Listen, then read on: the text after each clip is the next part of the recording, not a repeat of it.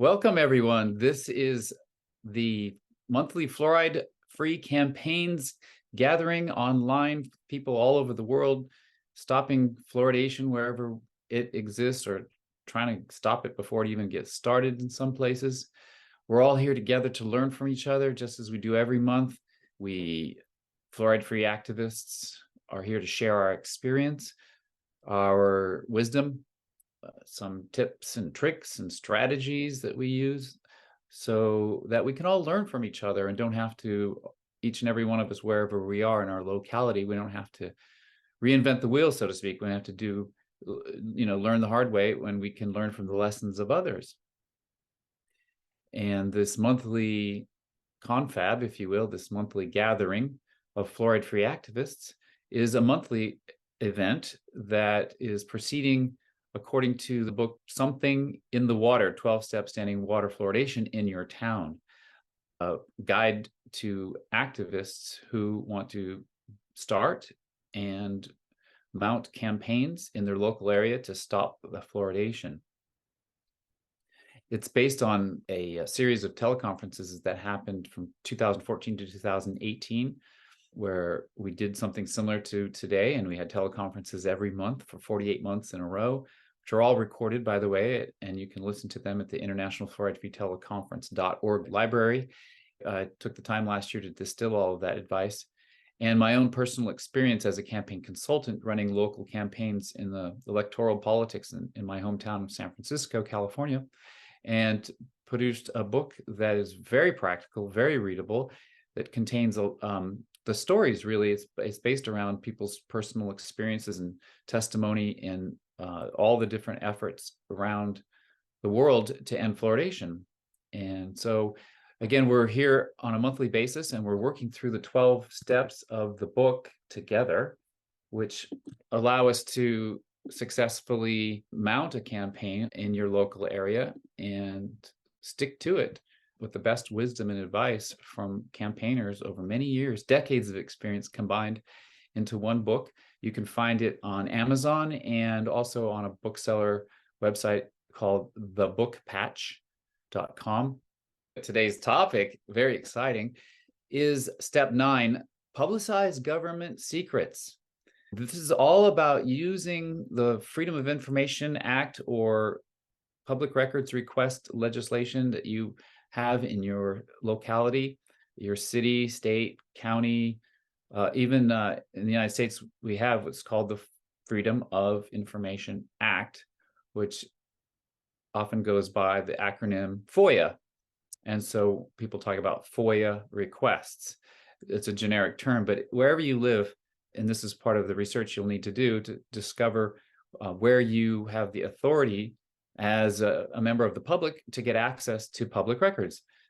Indeed, the public records belong to us. So it's we do make a request of the government to provide those records, and we'll get into how you do that and the different strategies and techniques to be successful. But just to be clear, those records belong to you. They don't belong to the government. So this legislation provides how we can access it, how it is that the public servants are to provide the information that we're looking for. Yeah, today we're here to take the results of our public records requests and use them to enhance your campaign. So oftentimes that means publicizing them. If you discover certain secrets that the government has, they don't want you to know things about fluoridation. They'd rather that you just don't know much at all about fluoridation, or that you talk about it. We've gotten to a point in the world where fluoridation has been so well propagated, at least in the 50s and the 60s and a little bit into the 70s. They sort of saturated, if you don't mind the pun, they've saturated the water fluoridation in many countries, notably United States, Canada, Australia, New Zealand, the United Kingdom is on the list now, but Ireland and a few other countries have fluoridated their water, and they went from an era where they were propagating fluoridation through huge propaganda campaigns. They were pushing fluoride in a big way. It was good for you, the best science could offer, modern living through chemistry. But once they got to a certain point, they changed their strategy and are instead interested in keeping things silent. So it's very hard to find any information generally in the press about fluoridation. They typically don't want people thinking about it or talking about it. It's tasteless, it's odorless, it's invisible, and it's in the water. And the proponents of fluoridation would just be glad that nobody knows about it. It's just in there, and we all drink it every day, and nobody's the wiser for it. So your campaign is really helped by going after these public records and publishing them, because you can put them in front of the people in your community, concerned residents, and show them the truth about what really is going on behind the scenes in your water utility. And they can't deny it because these are public records. And so it's very helpful to get those records and then publicize them as part of your overall campaign. So a quick review of the steps we've covered so far this year. We started with step 1, confront the deception. So every fluoride-free activist in one way or another has to face the reality of the deception that fluoridation is. It began in deception and it continues in deception. And so everyone has to wrap their head around that, wrap their brains around the truth of the deception, and then also figure out a way to go out into your communities and talk about it in a responsible way. Then is step 2 is protect yourself. Well, yes, as long as there's fluoride in the water, we need to seek ways to reduce our exposure to this hazardous chemical in our own bodies. And then as far as your campaign is concerned, when you're out in the community talking to people about fluoridation, oftentimes their first question is, what can I do to reduce my exposure? So you having some familiarity with various things like filtration and other means of reducing your exposure will provide very useful and practical advice to people in your community to help them remove fluoride from their lives, and thereby establish you already as an expert to them because you understand the basic facts of how to get fluoride out of your water, or as much as you can reduce it. But then in step 3 is when we really get rolling up our sleeves and dealing with politics itself. So it's called map your jurisdiction, because every single jurisdiction, every locale is different in terms of how fluoridation came to be, by what authority the water utility uses to fluoridate your water. Maybe there've been some court cases in your area, but just practical matters too, of where the fluoridated water goes, because sometimes a city like where I live in San Francisco, we're responsible for fluoridating many cities throughout the San Francisco Bay Area. And that's something that is very important to know, because when you get to step 4, that's when you start to choose your pathway to victory.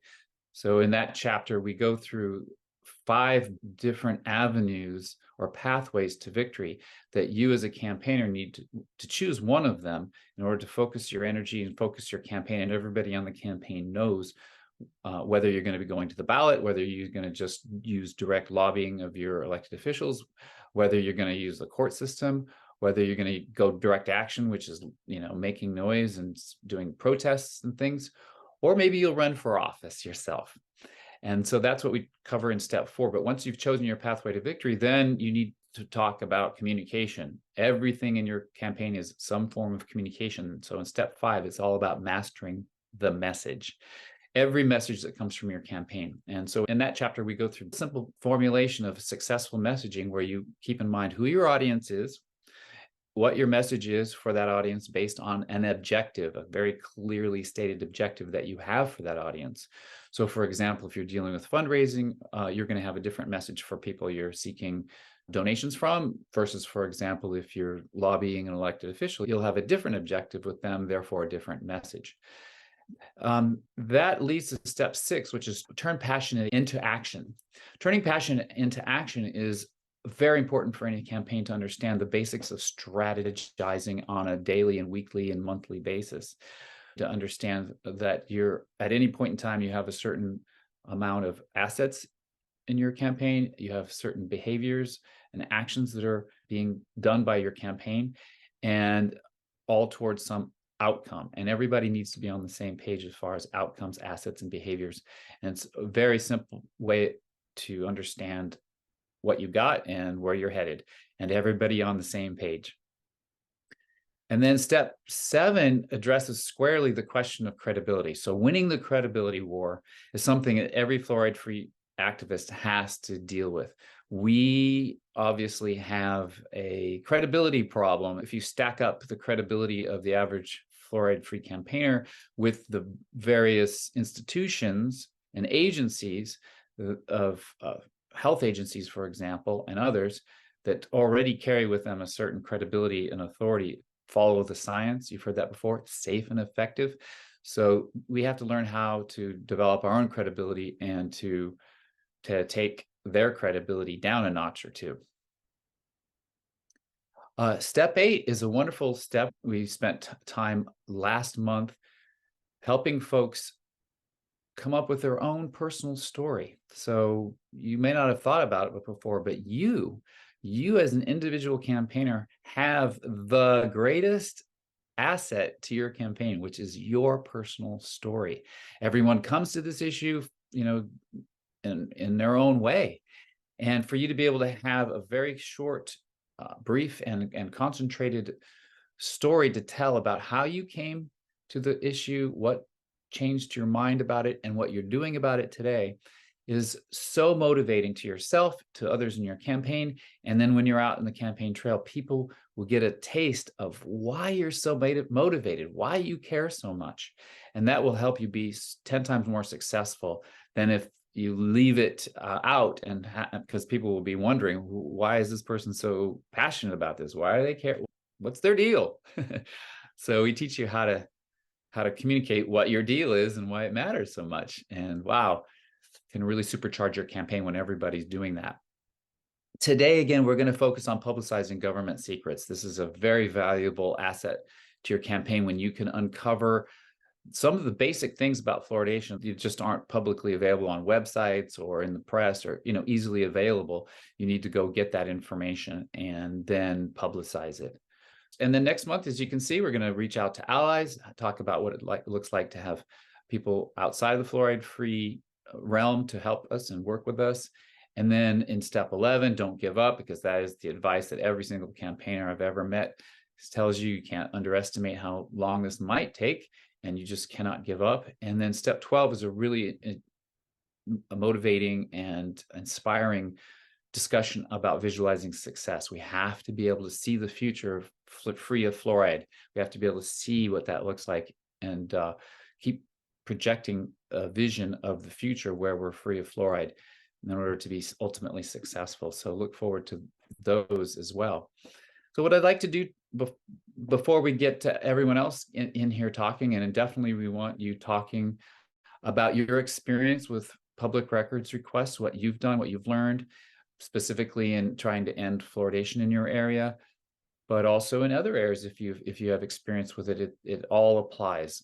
Let me just tell you that in your area, wherever you live, there's probably legislation. If everyone in the United States has the Freedom of Information Act, I'd be curious when we talk to folks from other countries what you have on the books in your country, what it's called. Might have a slightly different name.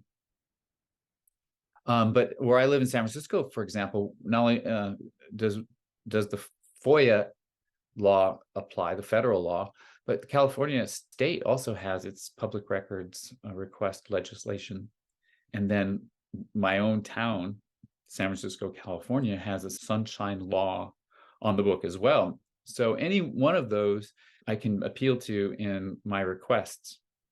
And they each have standards and criteria for when and how the records can and should be provided. And so it's important for you to familiarize yourself with your legislation in your area, but at the same time realize that these are your records and you can ask for them. Typically, the people you ask records from will provide them. We're going to talk about the exceptions and what to do in those cases. Generally speaking, when it comes to fluoridation, you can ask all kinds of things of your public utility or of your Department of Health who promotes fluoridation. You can ask them all kinds of questions. Every campaigner wants to get a hold of the safety data sheet. Every chemical that your city, your utility purchases comes with a safety data sheet and a document that tells what chemicals actually are in it, how to handle them, what should you do in case of overexposure to them. all these kinds of things. And so when you go out to campaign, you can show people these documents and you can say, this is the name of the chemical. You can name it, whether it's hydrofluorosilicic acid, whether it's sodium fluoride.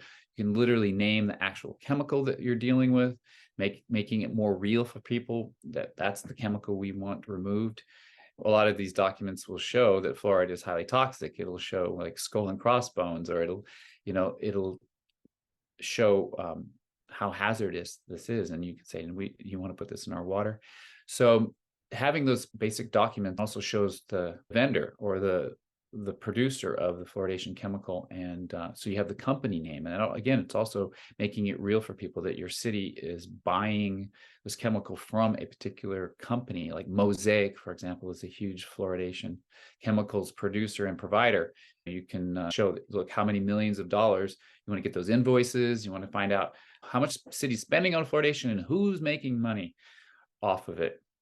So again, there's a lot of basics that you want to do. A lot of this is covered in the book, Something in the Water, 12 Steps to Ending Fluoridation in Your Town.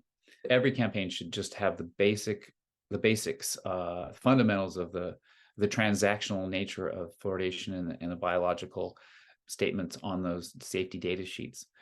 Then you can get more creative. You can ask your health department things like, what is the optimal concentration, or what is the optimal exposure, or what is the optimal amount for an average person of, you can put your age, your body weight, if you have any specific health concerns. So you can write, what's the optimal amount of consumption of fluoridation chemicals for someone who's 58 years old, who's an athlete, drinks lots of the water.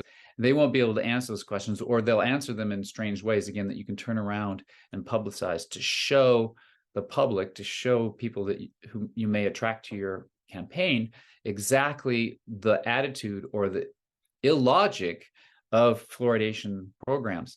They're always talking about optimal concentration, but you know that that's a lie. And when it comes to medical treatment, it's all about the dosage. So right there, you can really help your campaign in terms of communicating to public officials or the just general public when you're doing outreach about the nature of the medicament, to really help them see that this is not treating the water, it's designed to treat our bodies, and how reckless it is to put it in, regardless of particulars of the individuals who are consuming it.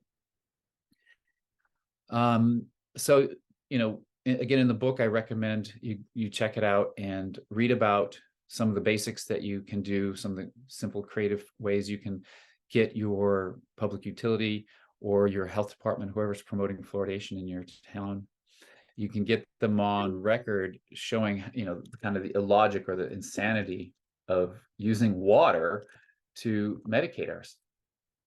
And then we're going to have to talk about what happens when they push back. Most all of these legislations that I've been talking about will come with a time limit. So the city agency or state agency or federal agency will have a time limit.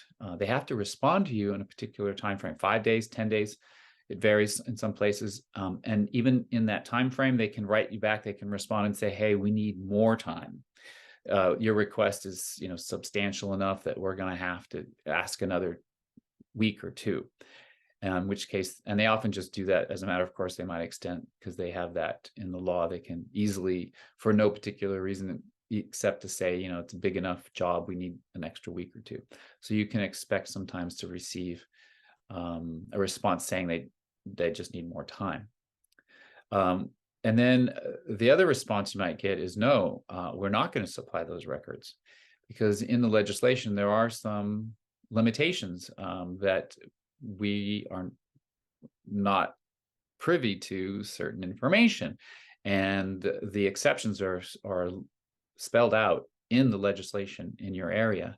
So though in their response denying you your records, they will supply a reason. Typically, they will say they will find the exception in the law and tell you this is the reason we're not going to supply it to you. And then even then you have recourse, because again, in the legislation, it doesn't end there. The legislation usually provides for a remedy for those of you who get a denial. You can appeal it, so to speak. In where I live, for example, if I'm asking for records from my public utility and they deny it, and I think that the reason is not valid, I can appeal it to the city attorney. And the city attorney then will look at it according to the law and see if they agree with the agency or if they agree with me. Now, if they agree with the agency and I still want to take it further, that's when it falls upon me to file a lawsuit against the city. And then the city attorney would be the one to defend their position. And that is definitely something that has happened. Fluoride-free activists in years past have had to do that. And there's a really important and illustrative story of a dentist named Dr. Kennedy in California, who spent years fighting San Diego to get public records from them. Today, I want to give you the lay of the land in terms of what you can expect, what you can do, the kinds of pushback that you might get, and how to deal with it. And then it's just really up to you and your creativity. One of our fluoride-free activists, a colleague of mine in San Francisco, had asked the city a number of questions, like the basic questions I was just referring to, in terms of how much do we buy, how much do we spend, from whom do we buy it, what's the optimal amount to drink for the average person, and a bunch of questions, right, of this kind. But then he went back 3 months later and he did a public records request asking for emails with his name in it. And what he discovered is that after he asked all those questions, there were some email exchanges between the health department and public utility department talking about, there's this guy named Jay who's been asking a lot of questions about fluoride.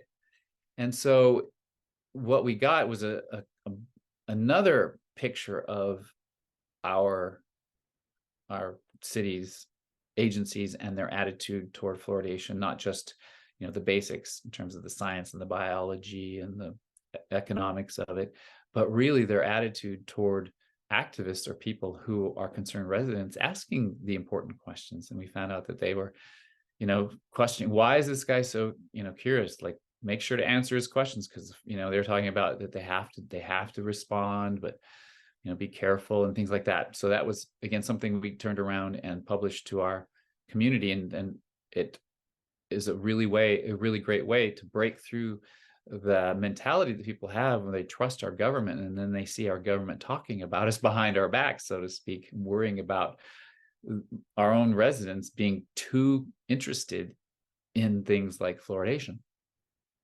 So again, it's up to you to get really creative, and I guess I would finally just put a point on it in terms of organizing your information. When you go to use the public records request avenue here, you want to be organized, because you're going to see a lot of back and forth. You're going to be making more than one request.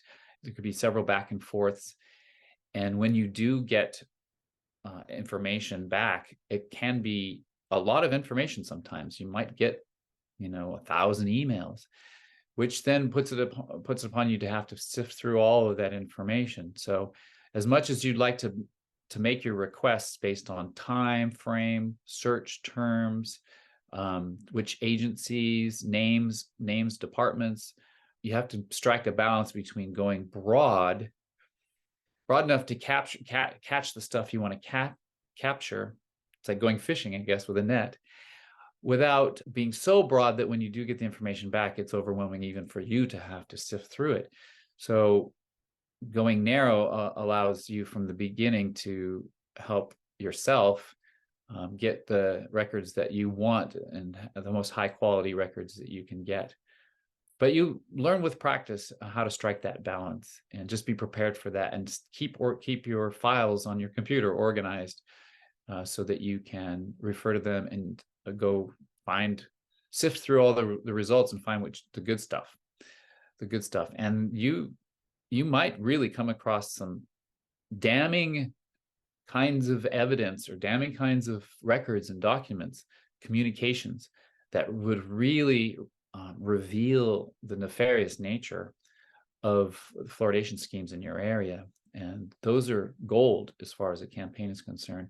Back to mastering the message from an earlier step, if you have an objective to wake up your fellow residents, or if you have a politician, a public servant in your area who you want to show, prove to them that the people who have their hands on the fluoridation button really aren't operating in full transparency with full accountability. And that can be a whole avenue of conversation depending on your objectives. So let's work together to get these government secrets and then publicize them in effective ways to advance your campaign. Thank you very much for listening to this general expository about public records requests. Now I'd like to turn our time for the remainder to you, and to find out principally from those folks who have used the public records request. Depending on the time, I'll also bring forth some very noteworthy recent public records requests that have been done at the federal level you might have heard about, in terms of the lawsuit against the EPA, the Florida Action Network, and others are proceeding through right now, and how the National Institutes of Health in the United States were withholding the very important results of their multi-year study. And another interesting case of a health official in my state of California who was discovered through public records to have been doing some funny business in terms of what he knew to be the facts of the science and what he was doing as far as public policy. Let's start with somebody who has done public records requests. Thanks so much, Colin. How are you today? Good morning from Australia, mate. Yes, I and others here in Australia have done quite a few freedom of information, or in this state it's RTI, right to information. I put a few in chat, just a couple. We got the costs and the volumes of toxic Chinese industrial waste. A few years ago, $500,000 worth, 340 tonnes for about 3 million people, southeast Queensland. There's one there from a regional council which actually gave the running costs for one small town in the whole council. They've since stopped it this last year. There's other questions. A good question would be asked, how many towns are not fluoridated?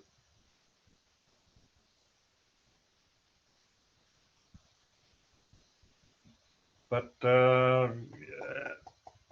yeah, there's other ways to do this too. You can make complaints, which they have to answer, or should have to answer. We've also used, if you can get politicians on sides, either local or state, they can ask questions of the federal government or the state government. And normally politicians asking questions do get answers. I know years ago I asked a question of the Environmental Department, EPA, about fluoride effluent going into the environment, and they just come back and said, oh, it's all okay, we've got information here from Europe.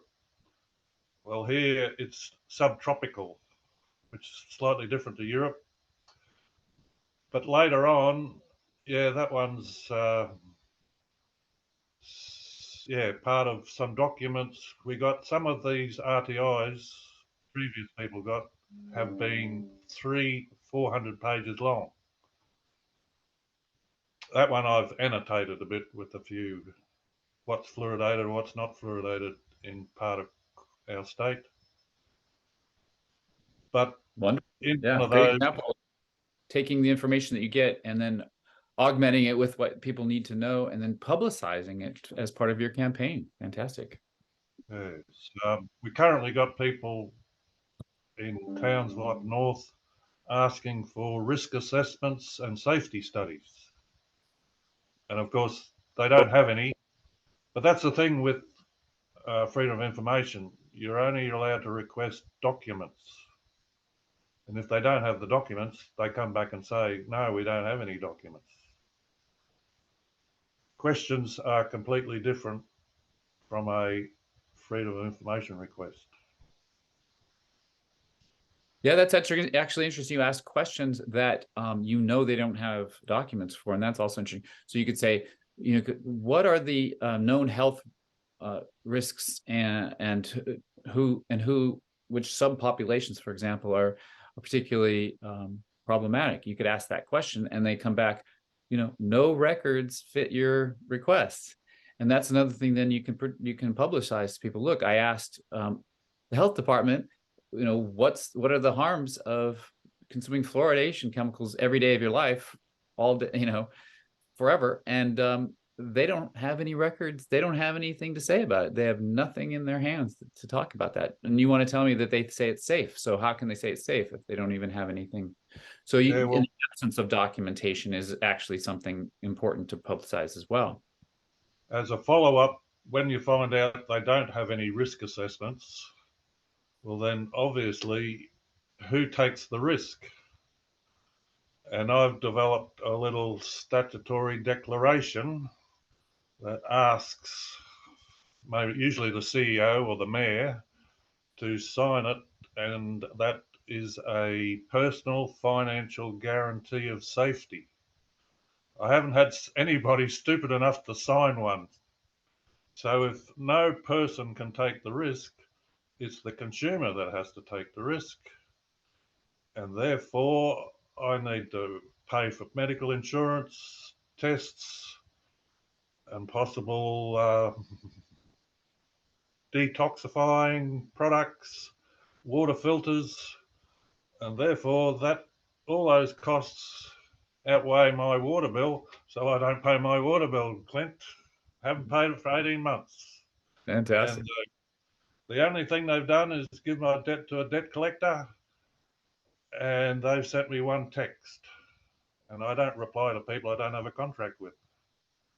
Simple. Simple.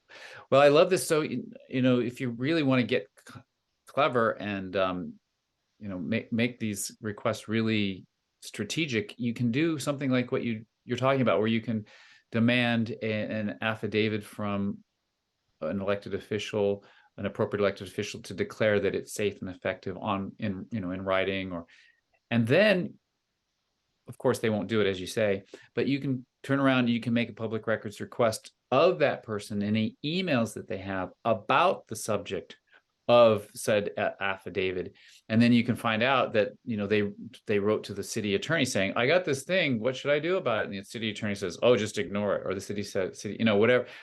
So you can continue to use the public records request, but you can set them up, so to speak, in the sense that you make a demand or do something like you're saying to put them on record. Publicly they will deny it, or they'll do their usual obfuscation, or, you know, what typical bureaucratic trickery, that's not my department, or whatever they might say. And then, yeah, you return back with a public records request looking for emails that contain search word for, you know, risk assessment affidavit, or and then you can find out what they really say about you in the background. Yeah, good point. With a corporation can't sign a statutory declaration. So you have to get a person to sign a statutory declaration. As far as I know, an affidavit can only be used in a court case, ongoing court case. I could be wrong there. But also, Right. on when you later on, after I had asked the EPA, another colleague did a broad request for all documents on fluoridation from the State Department.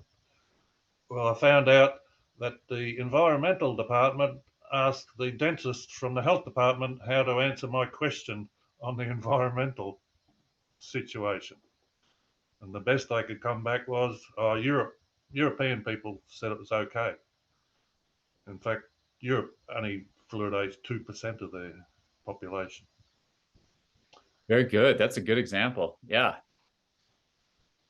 Yeah, so And you do remind me of another strategy. You can ask, you can have two different people in your campaign write the same department and ask the same question in a slightly different way and see if they answer the same way, if they're consistent in their response. Because you see, it's quite possible that your government agencies, upon receiving a request from the public for some records, might lie.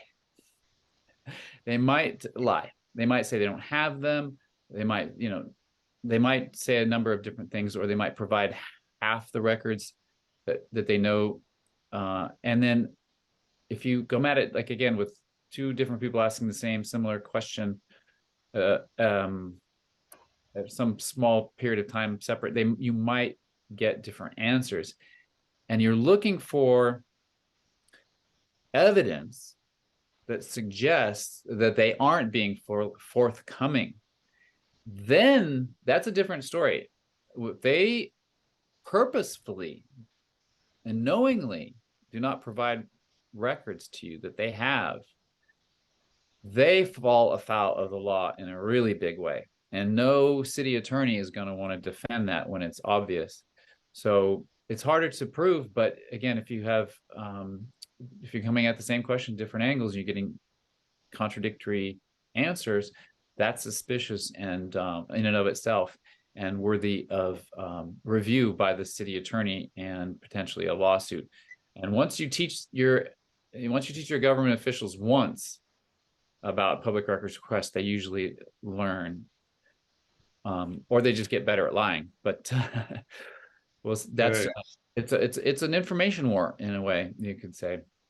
Yeah, at the moment we've got 3 different water suppliers, people asking questions or putting complaints to them. 2 in southeast Queensland, it's virtually the same water, and we're getting different replies from 2 different retailers. One come from a mechanical engineer who's on the executive. The other one come from a customer resolutions officer who said any further correspondence will be considered vexatious and we will not accept any further conversation. The one in North Queensland, they didn't come back with the information requested, like risk assessments or the material safety data sheets. And the lawyers, the answer came from the city lawyers, unsigned, I might add. No lawyer's going to put his name to it. And again, that was a good point, Colin. I want to actually take a second. You're saying on occasion they'll actually come back saying that you're continuing to request, say, the same information over again, or they might. What did you say? They will interpret it as what? Well, one's vexatious. Vexatious. Which means you're annoying. Right. So we're not going to talk to you again on that subject. They've done that to me years ago, called me a vindictive customer, which I think is worse than vexatious. Yeah. So in general, if it could help, I mean, there's no curing a bureaucrat who wants to use the defense that, you've asked too many questions, or you're being rude, you're not nice in your way of questions. You can, and you should be really nice, if you will, in your request. There's no need to, and I've tested this on a different topic with my city doing information. When I saw that they were being less than forthcoming, I wrote back, I didn't just say what I wanted to say straight. I added a lot of things about what I thought about their motivations and their reasons. And I went full on just to see if it made any difference. And it doesn't make any difference. They're bureaucrats, and it doesn't budge. Doesn't make a difference to, attack their motivations or to suggest that they're anything less than perfectly forthcoming. So in your requests, make them polite. Don't be, you don't have to be obsequious. You don't have to beg them. Again, these records belong to us. It's just that, my general my general assessment of government employees is they want to do as little work as possible. And so, they don't want, on top of everything else they're already doing, to have to spend an hour or two, or however much time going and looking for the records that you're requesting. So they'll use any kind of excuse, including you're being vexatious. So you don't want to give them any fodder, anything to work with in terms of your attitude, or yeah. Well, I've learnt that lesson, but from now, everybody else, I'm getting other people to put in the complaints, and they're all polite and to the point, and they still come back locally and say that's vexatious or annoying. Well, I turn it around the other way. They're being annoying. They're not responding to our complaints about the poison in the water. Good. Yeah, you have to be tough in that sense. So even though you want to be polite, you don't let them off the hook. You say, thank you for your response of dated da da da da da, in which you wrote blah blah blah blah blah. Please refer to legislation blah blah blah that states blah blah blah. Yeah. So you have 10 days to respond blah blah blah. Or you might clarify, because I've gotten responses that are kind of they're denying it, but they're not super clear. So I might have to write back, is this a denial? Are you denying my request for blah blah blah records dated blah blah blah? Because they won't flat out, sometimes they won't provide it to you, but they won't say that they're denying it. So that's a kind of a way, it's kind of a sneaky way for them not to deny it, therefore not to fall under the law of with the exceptions for which they can deny you a request. And so it puts it in a kind of a limbo. So you might have to come back and say, are you denying it? Is your denial, based on blah, blah, blah? And they have to clarify. Yeah, sometimes I put on the bottom, if you do not reply, then I will assume that what I've said is correct, which is similar to an affidavit. Even though it's not an affidavit, you just state, well, if you don't reply, then I assume I am correct that you don't have the documents or whatever. Mm-hmm. And thank you for confirming that if you do not reply. Something like that. Yeah, that's going extra yard. I don't know how well that works. Because either they're going to reply or not. And the whole point of this is to get dirt on these people, to publicize this government secrets. And so, yeah, if you can write something and they don't reply, is that worthy of, might be worthy of publicizing, depending on the situation. You say, I wrote, I'll assume blah, blah, blah. Then imagine you're going to use it for your campaign. So how efficacious, how really impactful will it be to go out and send an email to your list of campaign people in your town, for example, saying, look, I told them I'll assume that if you don't have if you don't provide the records, that it means blah, blah, blah, blah, blah. It's not as powerful. It's because it's based on your assumption. And people reading that will go, yeah, it's a safe assumption, but doesn't really tell us what we want to know. So I get it. Debunking a presumption or whatever that's called. But again, you want to be thinking about this ultimately inside of a campaign. You're not here to, and this is something I guess I have fallen prey to, because when you start with these people and you start these requests and there's some back and forth, it starts to feel like you're there. It's a battle you must win against this bureaucrat. Like even if you consider like a tennis game where you have tennis match where it's back and forth and back and forth and back and forth, and you want to try to win that back and forth. Don't fall prey to that. Just always keep in mind that the whole reason you're doing public records requests is you're going to turn around and take the information you get and publicize it. That means you're going to take it to an elected official who you've been wanting to convince about something or other, or you want to take it to the general public, because you know that they don't understand something specific. It's all intended to advance your campaign and not just, win out over this bureaucrat and show them who's boss. I know that that it could get like that because, again, they're recalcitrant. They don't want to do their job, and you want them to do their job, and you can get locked in a kind of back and forth with them where you want to win. Now, we do want to win, but just make sure that you're always clear that don't waste your energy with bureaucrats who are trained to waste your energy, and hopefully that you'll just eventually give up. Well, I'm partially winning. I'm $2,400 up so far, and they're not getting any more money until they take it out of the water. Oh, you saved that much on your water bill. Yeah, good for you. Yep. But yeah, let's talk about cost too. So I forgot to mention that a lot of the legislation will stipulate how much you may have to pay for these records. For the production of the records, there's time and materials involved sometimes.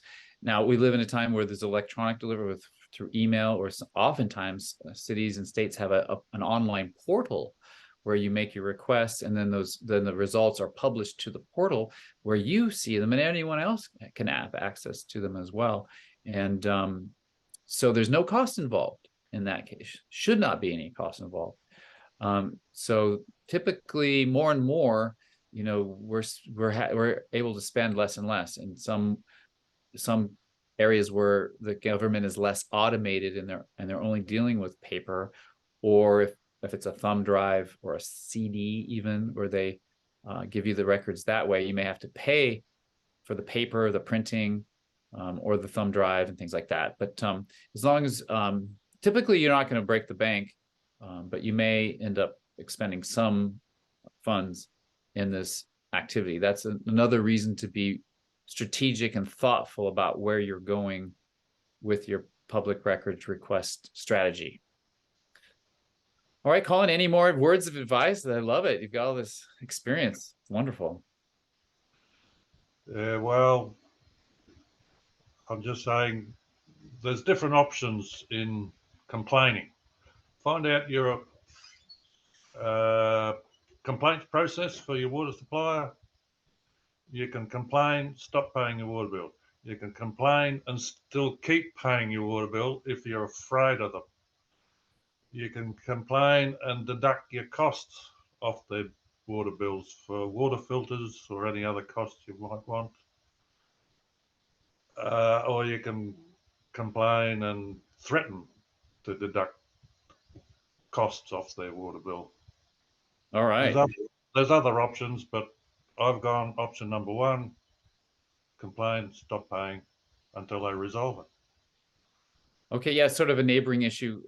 Colin's strategy where he is to get people to complain, and then upon the predictable response, go ahead and stop paying your bill.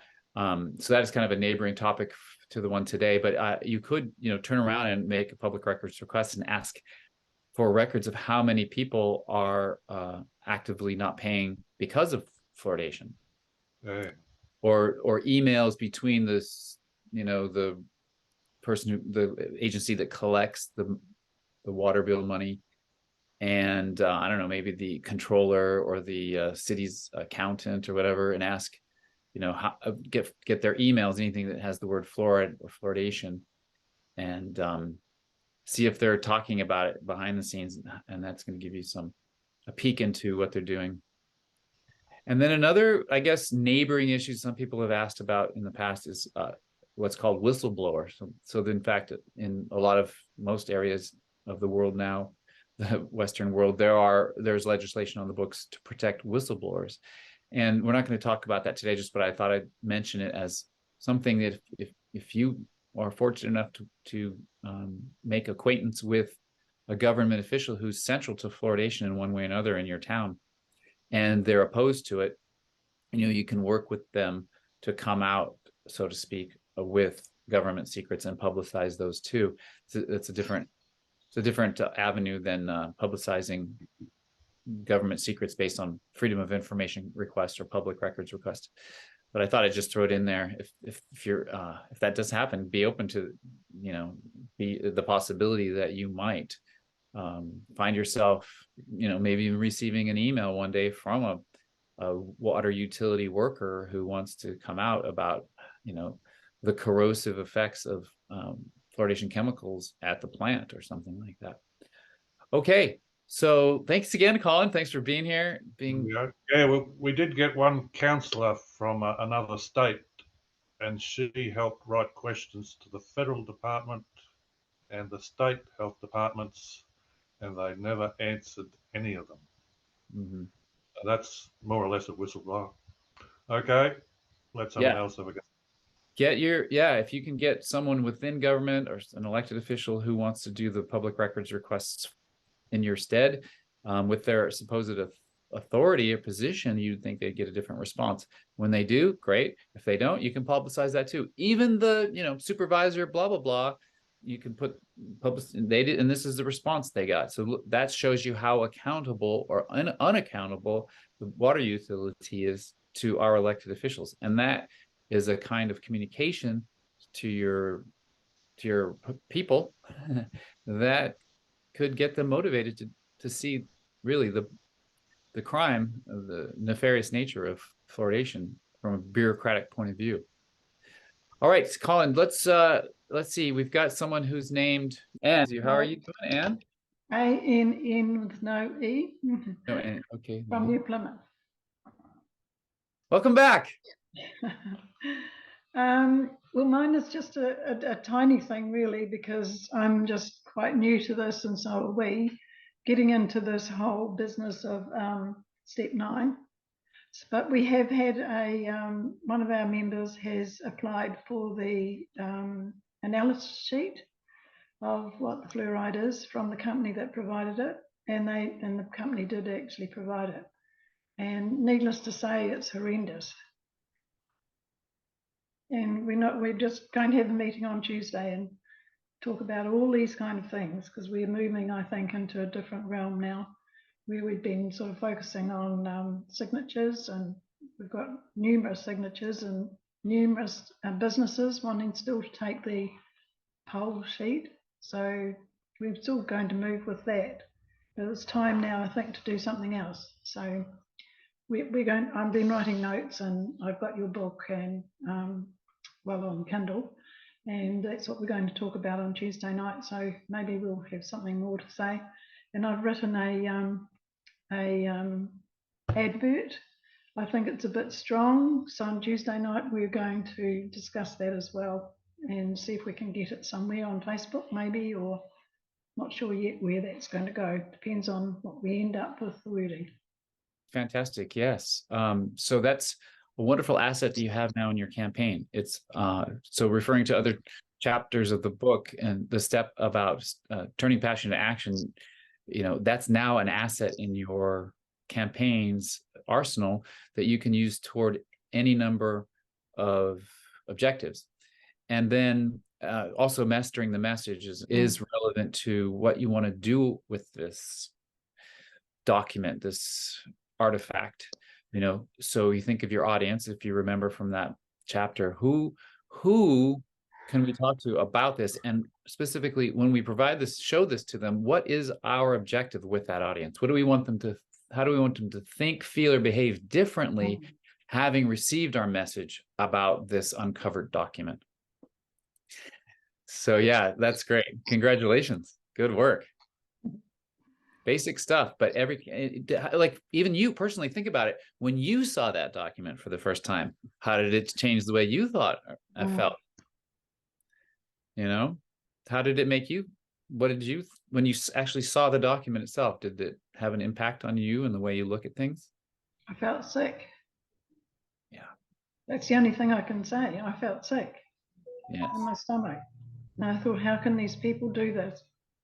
They've been told they must do it, but, you know, consciously, how do they do it?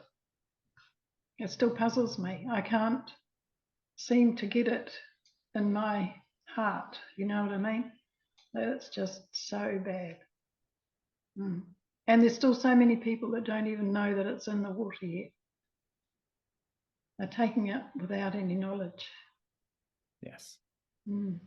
Yes, that's why we started the book with step 1, confront the deception, and it doesn't really end either. You just are continuously confronting within yourself and your relationship to others and your ideas about other people, and you would like to think that people are like you, that they care about others and have the general health and well-being of others in mind. And you look at these documents and you have to conclude something else. It's very hard to swallow. I'm with you. Let us dedicate a moment right here and right now for everyone who's joined us today to just take a breath and accept once more, maybe at a different level than you've done before, even, that this is a deception and that there are people profiting. And again, they're profiting from our misery. They're profiting from from harming us. And whether they're doing it very consciously or whether they've got that kind of cognitive dissonance, whereas a government employee, I'm just doing my job, and they have developed a way to compartmentalize things, and so they don't have to face it and they can sleep at night. However you want to explain it, we just have to be able, as activists, to be successful. We have to have ourselves grounded and facing the reality of a massive deception. Yes. And the consequences of it. Mm. So I appreciate that you brought that forward, because we all need to always do that. Mm. And it kind of makes you a bit more determined in a way to move along as well, if nothing else, to inform people. Thank you. If that's the only thing that we can do, I mean, we're not leaving it at that, but if it is the only thing that we can do, then that's part of our job has been achieved, I think. Yes. Mm. Yes, and it's one thing to go to somebody and say, look, they're putting a toxic chemical from the phosphate mining industry in our water, is supposedly to treat our teeth,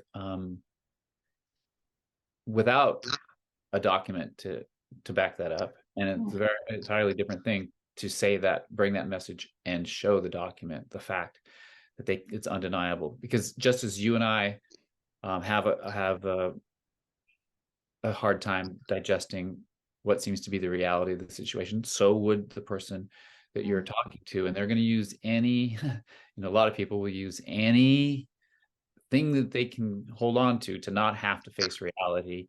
And so if they can say, oh, it's just Anne, she's nice, but I really, no, I don't know where she gets her information from. And then they can potentially go turn on the TV and go back to ignoring things of importance to their health and their water.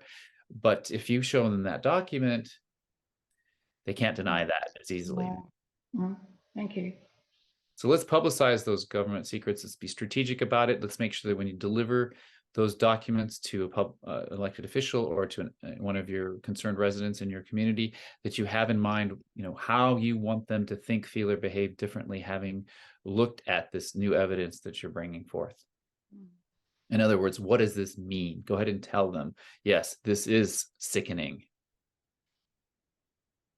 Feel that horrible feeling, because that's appropriate considering what I'm bringing to you.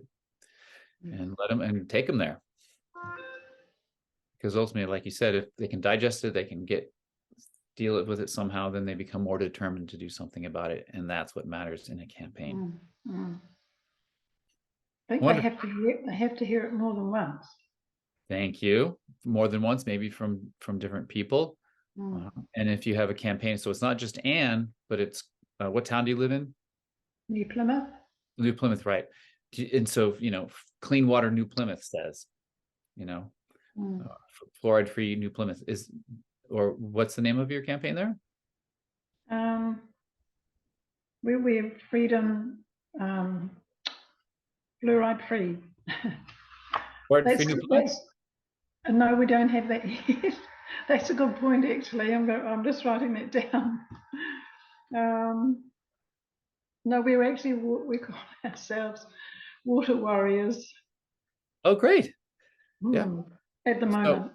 yeah. So so you have a name, you have a campaign. This is dealt with in the chapter Turning Passion into Action, in terms of the basic assets that every campaign needs to have: a name, a web presence. You don't have to have your own website. You can have a Facebook page. You can have a Telegram group.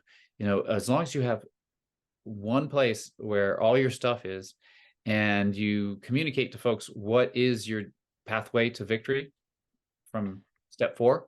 You know, so everyone who comes to your page knows, okay, water warriors are here to put a ballot measure forth to end fluoridation, or water warriors is here to organize people to lobby their elected officials to then produce legislation that ends water fluoridation. So you tell them what the pathways, give them what your outcomes are, what your assets are, and what behaviors you need from them. Whether it's making phone calls or whatever it might be that's consistent with your pathway to victory. You see all of these steps, they work together. They all work together. Thank you. You're welcome, man. Thanks. I hope to see you again in, well, October coming up. Yes. All right. Who else wants to share your experience with public records requests with regards to ending fluoridation, or any other topic you might have some experience with, and maybe you've bumped up against things, maybe you've learned how to get around things, maybe you've developed a proper attitude toward the bureaucrats that you're dealing with. Maybe you've come across something really juicy and you've publicized it and it has had a good effect in your campaign. I've got something to show you. Some of you might already know about this because it's in conjunction with the EPA lawsuit in the United States, Fluoride Action Network and Food and Water Watch and others, including some mothers whose children have been exposed to fluoride and have had deleterious effects because of it, are suing the Environmental Protection Agency of the United States. And that court case was put on hold 2 years ago plus, because there was some latest studies going on at the National Institute of Health regarding the neurotoxicity of fluoride. And so the judge said, okay, even though we've done our entire trial and it's time for me to rule, I'm gonna just put it on pause until this new research, the best ever, most comprehensive meta study of all the neurotoxic studies on fluoride. And then when that comes out, then we'll make our decision. So 2 years goes by and the results still aren't there.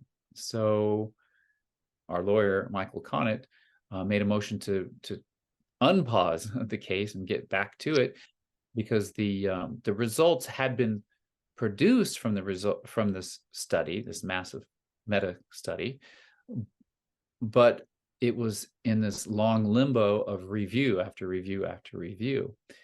And that's one of government's techniques, is just to run the clock out, just keep spending more and more time. So eventually, yes, the judge ruled that the data was available, and in the end, when the trial was resumed, both sides were going to bring forth their experts to discuss the results.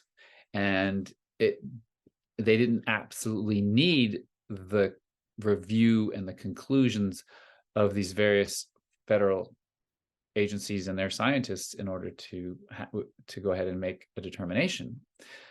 At the same time, if they could come to a conclusion, and their conclusion, obviously, we've seen the data now, shows that it's not safe to the brain to put fluoride in the water at the levels that most cities are putting in.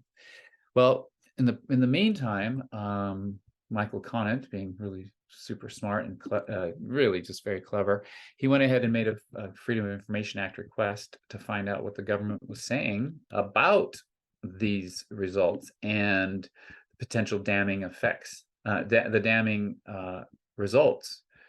And so there were emails that were discovered to show that, yes, indeed, that the the Assistant Secretary of Health, a person named Rachel Levine, ordered the results to be put on hold and not to be released to the public. And you can read about this at the fluoridealert.org website, and you can see that they were concerned indeed about the conclusions that this study was bringing forth and did not want the public to know. So it was really the court case itself that kind of motivated them to have to release them finally. I watched the case where the EPA lawyers were arguing that why they shouldn't have to release this information. And anyway, I encourage you to read that, because it's a wonderful example of how the Freedom of Information Act request can be used.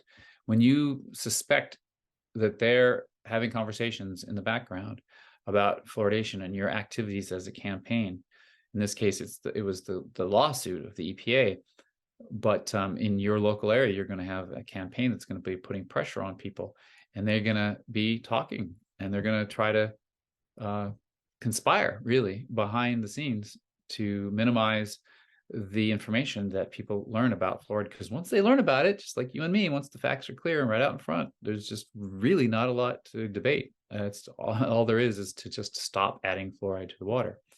So that was something that happened very noteworthy in this last year, earlier this year. And here's a line from a document filed by our attorney, Michael Connett, on behalf of Food and Water Watch and the Fluoride Action Network against the EPA, where they were saying, you need to remove the stay on this case and get to it. This information from it's the National Toxicology Program, which is the actual scientists under the National Institute of Health doing this study. The results are out. We can get back to our trial. And but it also mentions here this additional materials that the plaintiffs obtained through the Freedom of Information Act. And some of the things you can see here, this is what they got. Don't be surprised sometimes if you get this. And that's also another reason why that agencies might say they need more time, is because they have to redact things, or they know that there are private information, personal information that they need to redact, and that's going to take some time. I got that kind of response very recently from my city. And then you'll get redacted things. But here we have emails from the agencies here. And notably, in addition to the National Institutes of Health and the CDC talking with each other, the Department of Health, at the federal level, the United States, trying to deal with this state of the science on fluoride, as they put it. And there are various strategies to try to reduce the information from getting published finally and getting out to the public. And then also in these emails was discovered that the federal government had released the information to the American Dental Association, a professional association of dentists. They're not a governmental agency. They're obviously proponents of fluoridation, famously. The leadership at the American Dental Association got a hold of the results before everybody else. We could all assume, so that they could have more time to develop their spin on the data, showing just the opposite. Like literally, they're saying that this results came out showing that in fact it is safe and effective. We don't need to worry about its effects on the brain. So they start their spin and get a head start. This is something that many of us suspected, that our federal government, our elected officials, our public servants are colluding with the American Dental Association to continue fluoridation as a scheme in our country. We certainly had assumed something like that was going on, but now we have absolute proof, material proof of it. And that's something that can never be denied. And you can use it in your campaigns as well, wherever you are, to show the collusion. So, rather than being called a conspiracy theorist because you kind of put two and two together, you use your powers of induction to figure it out. You don't have to rely on just that. You can say, look, here it is, active collusion right here in black and white. I have another example of a very recent Freedom of Information Act request showing how unaccountable and how much our government's willing to lie to us about fluoridation right here in California. And it was astonishing that despite this information, again, National Institute of Health showing the metadata that our brains are absolutely impacted in a negative way because of fluoridation at the concentrations used in most cities in America, that it's harmful to the brain. A bureaucrat in the state of California tried to spin it to show that no, it's just the opposite. And he did what a lot of these folks have been doing for years, which is cherry picking or focusing on certain of the data to come up with a conclusion that they want, ignoring the totality of the data. I guess in itself is not unusual, but we did find proof of it. And worse, we have actually an admission in the email that this bureaucrat, California State Dental Director, he works very closely with the American Dental Association, and he wrote that his job, this is in his own words, he says in a confidential email, what he thought was confidential, but it's a public record. He said, my job is to promote fluoridation. I'm literally being paid to promote fluoridation. Wouldn't you expect in this day and age that a California State Dental Director would be promoting the poisoning of our water under the guise of helping us? I encourage you to read this article at Fluoride Action Network's website, fluoridalert.org. Again, it was because someone made a public records request that we discovered this. So you might do that right now. You might go ahead and make a public records request of your city, county, or state, looking for search terms like fluoridation or EPA lawsuit or a fluoride EPA lawsuit, or to see what your government bureaucrats are already saying about this EPA lawsuit and the new results from the NTP. What are they saying? Are they bracing themselves? Are they trying to cover their tracks? Are they colluding to spin it in a way that continues their policy? You can find out. This lawsuit should be front page news for everybody. But I'm willing to assert that public agency bureaucrats who have anything to do with water treatment or fluoridation schemes, or like this dental director of the state of California, that they are well aware of what's going on, and they're strategizing and trying to figure out, what are we going to do when the inevitable comes, that this judge lays down his gavel and says there's a reasonable risk to our health and our brains with fluoridation, and EPA, you must regulate it accordingly. So you can check that out. Looks like we've been joined by Brenda, who, thank you for being here. And I know you have lots of experience with Freedom of Information Act requests. We've covered a lot of the basics in terms of how you make requests, what happens when they deny your requests, some of the back and forths like that. But if you have some concrete examples, it'll be very helpful to us. Well, I have been sharing National Toxicology Program reports and such with my dental director and DHS people. So then I could go back and do open records requests on those terms and then come up with all their internal communication regarding the NTP report. So sometimes I want to share.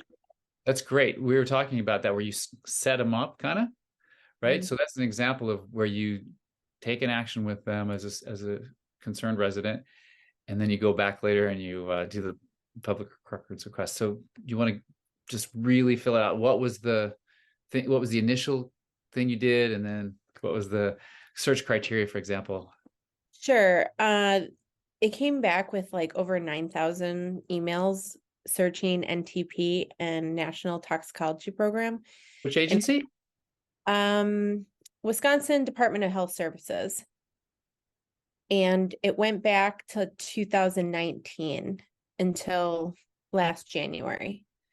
And there was some really good stuff because Kumar was on not all of them, but a bunch of emails were with him as well. So we got a bunch of those internal emails and different complaints that they sent against different researchers of the JAMA pediatric study. Stuff like that, some pretty good stuff. And then also like their finance reports of like was it ASTDD, which is like the group of dental directors. They have Matt Jacobs as a hired consultant, and we could see like how much they're paying him and spending on fluoride every month, and how they track the terms fluoride using Curate, which is a software program that you subscribe to for a few $1,000s. And it scans all of the city council meetings for key terms such as fluoride or fluoridation. So that's how the fluoride promoters keep ahead of us. Those are great examples about the multitude of response that you got, thousands of emails. I said earlier to folks, that's what you might expect if your search terms are too broad, but what you came up with, I mean, I don't know if you could have narrowed your search to help bring that down, or you just accept that that's the mass that you have to sift through. And, what are the challenges, or maybe can you split up the effort with a team? If you have a team working with you, can you, how do you deal with not being overwhelmed by just too much response? It's kind of nice having all of those emails, except they wanted to charge me for them. They screwed up with the billing and they were going to charge me like $200 and some. And I sent them a check and then they said, oops, we screwed up. We're going to charge you nothing. I bet it was going to be a lot more money because it took them like 8 months to get all the records. Like they had to break it up into batches and send like a couple every few months. And I think there were 7 total like batches of different emails. So that's one thing to take into consideration is the cost of that. And sometimes you have to reach out to others to help you with that, but they covered it. Did you guys see Joe Rogan the other day? How they were talking about, he was saying some stuff on one of the Protect Your Parks episode or whatever it's called. And they were talking about the IQ, and fan clipped some really good sound bites from that episode. So I just wish we could get somebody on the Joe Rogan podcast. That would be really helpful. Good. Yeah. There's something happening. I mean, we all live through a medical, we're being mandated to take an experimental medical treatment. So a lot of people are starting to question the agencies that use the mantra safe and effective over and over again, despite evidence to the contrary. So yeah, I'll check that out. You want to put it in the chat? Yeah, I'm putting it in right now. It's around 10 minutes, like 10 or 11 minutes. They start to talk about it, and they talk about it for like 5 minutes, like why they put this in the water. And I heard it lowers IQ, and I don't know. It was good. It was a good discussion, I thought. Yeah, good. Yes, I mean, that's a good example for campaigners to see what a kind of casual, uninformed person might have about the subject. Like you said, I heard that it lowers IQ. You and I know that it absolutely lowers IQ. And the only debate, even amongst federal agencies that want to continue fluoridation, is what's the concentration? How low can the concentration go? Well, we still get the benefits without causing the harm, as if there exists such a concentration. So it's not a debate about whether it lowers IQ or not. It's just a matter of horrible conversation that so many bureaucrats love to have about trade-offs and cost benefit. So even though, yes, we might lose a few IQ points, but you save a cavity or two or what have you. This Rogan, I'm glad to hear about it, but then we need to be the ones to provide the actual data to give people more discernment, just simply the difference between concentration and dose, which for a lot of people is missing. Once they understand the distinction between concentration and dose, it really changes the whole conversation. All right. Well, thanks for being here, Brenda. It's great to see you. You're looking healthy and happy. Yeah, sorry I'm late. It's all right. We've had some great conversation. And of course, these are all recorded, and you can go to fluoride-free-campaigns.com and you can watch all the video recordings from the presentations from earlier this year. Also, while Brenda's here, I'll plug also on, if you go to our YouTube channel, Fluoride-Free Campaigns has a YouTube channel, and Brenda and I did a great conversation about public comment. A lot of people are discovering the ability to go to different public forums where your elected officials are meeting. So maybe it's a water commission board, maybe it's your city council. There's always a public comment period. How to work with your campaign to bring forth a series of comments, like typically you have a limitation of 2, 3, maybe 5 minutes. However, you can't get your full message across in 3 minutes.